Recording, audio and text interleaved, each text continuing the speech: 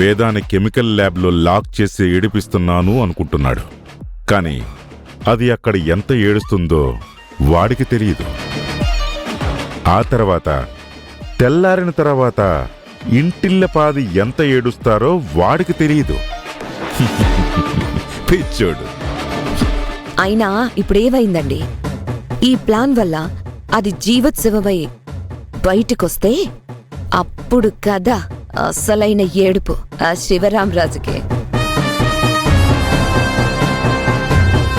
ఆ శివరామరాజు కూతురు ఇలా అయిపోయిందని ఏడుస్తూ ఉంటే, అతను కన్నీళ్లు కారుస్తూ ఉంటే, అది కదా అసలైన నరకం అన్నపూర్ణకి. ఏ అన్నపూర్ణ అయితే మనకి ఎదురు తిరిగిందో, ఏ అన్నపూర్ణ శివరామరాజు వల్ల మనం నలుగురిలో తల దించుకోవాల్సి వచ్చిందో, ఇప్పుడు వాళ్ల కడుపును పుట్టిన వాళ్లతోనే వాళ్ళకి కన్నీళ్లు తెప్పిస్తున్నాను.